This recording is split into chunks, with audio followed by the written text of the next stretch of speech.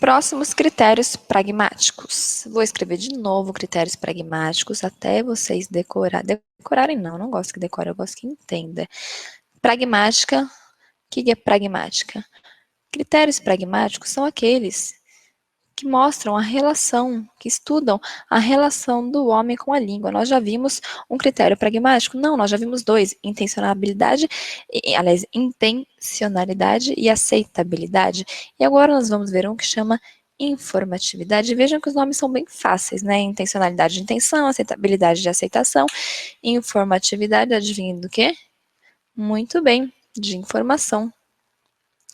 Informatividade, então, vou pôr uma bolinha aqui, tem a ver com a informação. Tem a ver com o que da informação? Tem a ver com a quantidade e tem a ver também com a qualidade desta informação. Então, quando você vai produzir um texto, seja ele escrito, seja ele falado, você precisa, enquanto produtor, refletir na quantidade e na qualidade dessa informação. Tudo bem? Por quê? Porque imagina você que eu quero ser escritora, claro, quero escrever um livro, espero que vocês comprem, não que vocês comprem, mas que vocês leiam principalmente esse livro que eu vou escrever um dia, mas é muito difícil escrever, né? Muito difícil, não sei se vocês já tentaram, eu tô tentando faz algum tempo.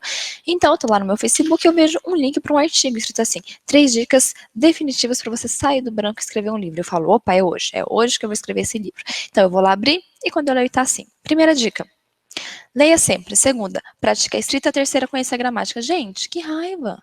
É claro que eu já sabia disso. Óbvio, são dicas básicas para mim. Então, eu vou ficar com uma raiva porque eu vou dizer, esse texto não teve quantidade nem qualidade de informação. Por quê? Em proporção a mim, ao meu conhecimento, ele teve pouca informação e não foi uma informação muito útil. Tudo bem? Diferentemente de quando eu fui lá na palestra de química com a minha irmã, no congresso com ela, que eu não entendi nada, porque era muita informação para mim, e era uma informação que eu não tinha competência, habilidade, conhecimento suficiente para conseguir assimilar. Então, quando você for um produtor, você precisa pensar em algumas coisas, você precisa pensar em quem é o seu público, para você conseguir fazer duas coisinhas que nós vamos escrever aqui. Ó. O que o produtor tem que fazer em relação às informações? O produtor ele tem que ter um equilíbrio das ideias.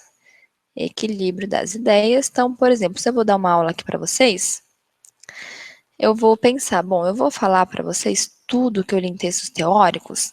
Será que é pertinente? Será que vocês já têm uma bagagem para assimilar tudo isso? Será que esse é o momento certo? Eu preciso pensar sobre isso. Porém, será que eu vou ficar muito no básico? Eu não vou falar uma coisa que já está muito batida, que você já viram no primário e nada de novo? Estão entendendo? Então, eu tenho que pensar qual é o meu público para pensar, olha, como que vai ser útil o que eu vou falar? Outra coisa que eu preciso pensar, a gente já conversou, é o nível de contextualização. Qual é o tanto que eu vou contextualizar? Contextualização. Qual que é o tanto? Dependendo do meu público, eu vou contextualizar um tanto, dependendo, eu vou contextualizar outro, tudo bem? Aí você vai falar assim, Giane, mas né, no caso lá da palestra que você foi de química, o problema foi seu, o produtor ele pensou direitinho. Por quê? Porque ele não tem o controle sobre todo o público que vai assistir ele vai supor, ele vai especular, ele vai olhar para um público e vai falar, bom, se é um congresso de química, eu suponho que as pessoas são químicas, então elas têm esse conhecimento. Então ele fez a parte dele, mesmo assim você não entendeu. Por que você não entendeu se ele teve o equilíbrio das ideias, se ele contextualizou certinho? Porque eu sou a receptora. Enquanto receptora, eu também tenho a minha função, eu também tenho o meu trabalho. Qual é o meu trabalho? Primeiro é ter a minha bagagem. O que é essa bagagem? Bagagem cultural, bagagem de conhecimento.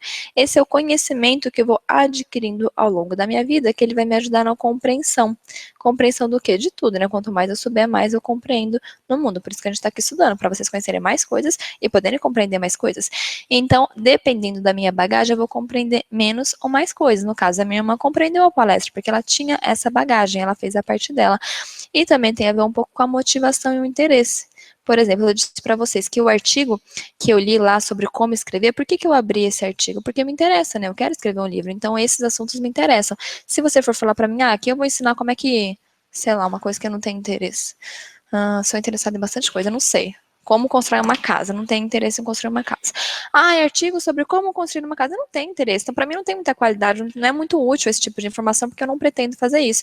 Tudo bem, então o que a gente tem que entender? Como a gente tem visto, a relação entre o produtor e o receptor sempre vai ter uma relação dialética aí. Os dois têm função e uma função complementa do outro.